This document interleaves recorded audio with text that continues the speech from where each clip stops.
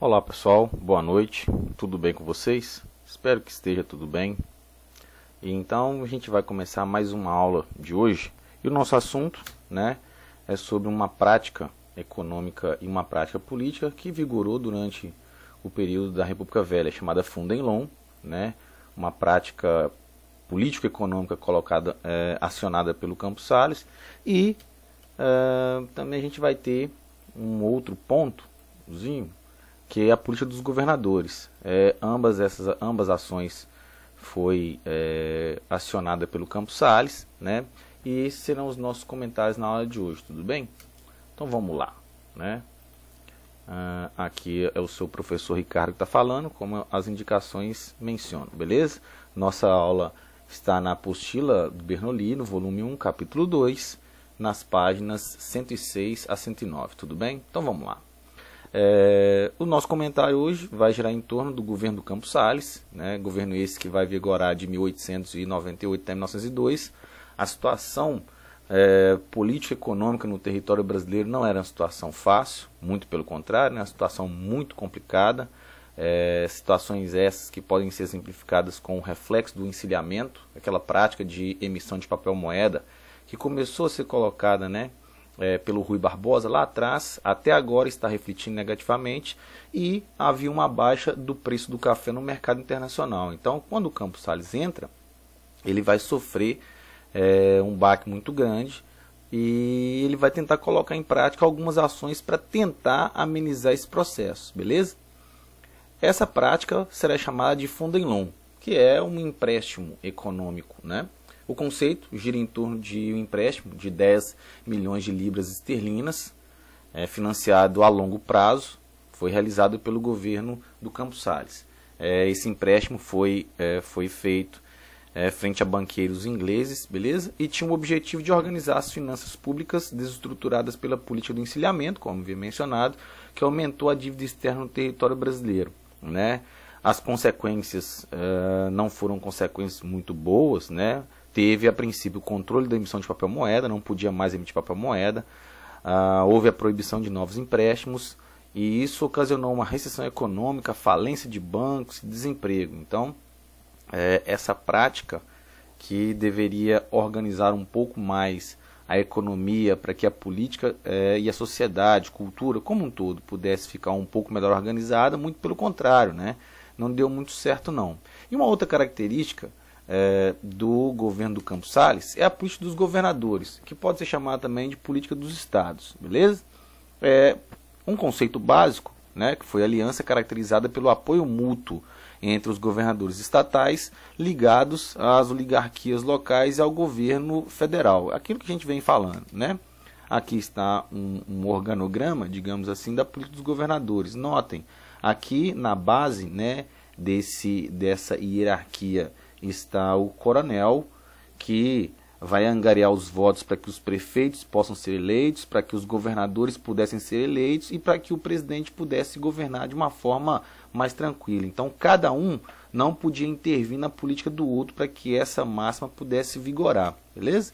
Aqui tem uma outra organização, que basicamente menciona a mesma coisa, só visualizando de uma forma um pouco diferente. Aqui, na instância federal, nós temos a política do café com leite. Política é essa que havia a alternância do Partido Republicano Mineiro e do Partido Republicano Paulista. No poder estadual, nós tínhamos a política dos governadores, os governadores de estado sendo eleitos, a partir da máquina fraudulenta que existia no decorrer da República Velha.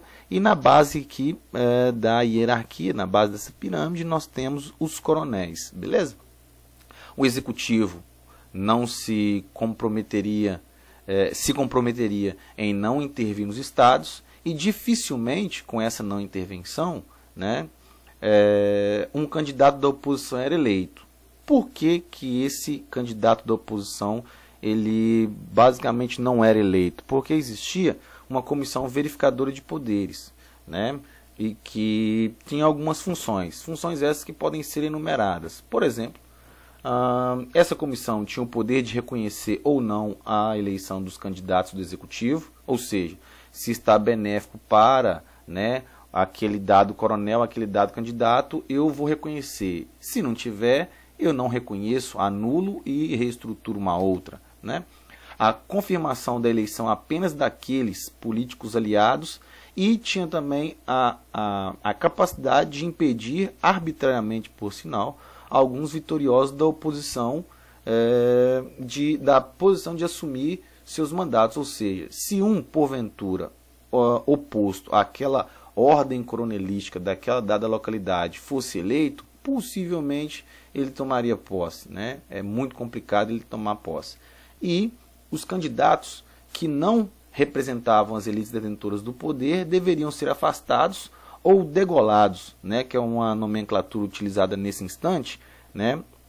Que era uma denominação utilizada na época sob a justificativa de alguma irregularidade ou fraude. Tem uma setinha aí devido à importância desse ponto. Então aqui nós temos as funções, né, da Comissão Verificadora de Poderes, ou seja, eu crio uma comissão para que essa comissão possa vir ao que eu quero alcançar, não é verdade? Então vamos para mais um outro ponto, beleza? A campanha civilista de 1906, campanha civilista essa, é um conceito, né, desse instante. No ano de 1909, basicamente, nós temos aqui a campanha civilista. Só um minutinho, vamos lá. Em 1906, melhor dizendo, o Afonso Pena assumiu a presidência com apoio de alguns fazendeiros, né, devido àquela lógica da política do café com leite. Ele deveria ficar até finalzinho de 1909, início de 1910, no entanto ele falece. E o seu vice, chamado Nilo Peçanha, ele passa a governar, né? Quando o seu vice toma o poder, passa a ser o presidente, no caso Nilo Peçanha, começa a existir uma organização para as novas eleições quando elas acontecessem. E essa organização girou em torno, né, de o Rui Barbosa, tá aqui, e o Hermes da Fonseca, beleza? Chama campanha civilizacionista, campanha civilista, porque foi a primeira vez, né, foi a primeira vez que uma campanha presidencial ela foi feita de uma forma mais ampla, né? O Rui Barbosa ele viajou por uma grande quantidade de estados e cidades no território brasileiro, propondo algumas ações, né? O Hermes da Fonseca fez, no entanto, não fez de uma forma tão ampla como o Rui Barbosa. Aqui estão algumas propostas dos candidatos nesse instante. Do Rui Barbosa, né? Ele pregava a necessidade de reformas políticas, moralização nas eleições e defendia um governo mais democrático, digamos assim, né, um pouco mais antimilitarista, em detrimento, né, do seu opositor, lógico, chamado Rubem Hermes da Fonseca. Ele tinha uma proposta que era um tanto quanto contrária à do Rui Barbosa. Era uma ação militarista e essa ação tinha uma gama de aceitação muito grande nas camadas populares dos centros urbanos, beleza? Nesse processo aí, o Hermes da Fonseca ele sai vitorioso, ele é eleito presidente do país, né? E ele vai governar de forma um tanto quanto conservadora do ponto de vista econômico. Ele trabalhou em prol da valorização, né, do nosso principal produto, que era o café, né? E do plano político, ele desenvolveu uma sistemática intervenção de tropas federais nos estados, ao ponto de promover a substituição de grupos oligárquicos oposicionistas por outros grupos mais ligados ao que o presidente queria, digamos assim, sob a justificativa de eliminar a corrupção e salvar a pureza das instituições republicanas. Essas iniciativas, né, que foram colocadas em prática durante o governo do Hermes da Fonseca, elas foram batizadas de a política das salvações, beleza? Tranquilo? Esse é o nosso comentário da aula de hoje, né? Que ficamos bem, vamos estudar, não vamos perder o foco e que nos mantemos isolados até que isso passe. Tudo bem? Até mais e tenha uma boa noite. Valeu!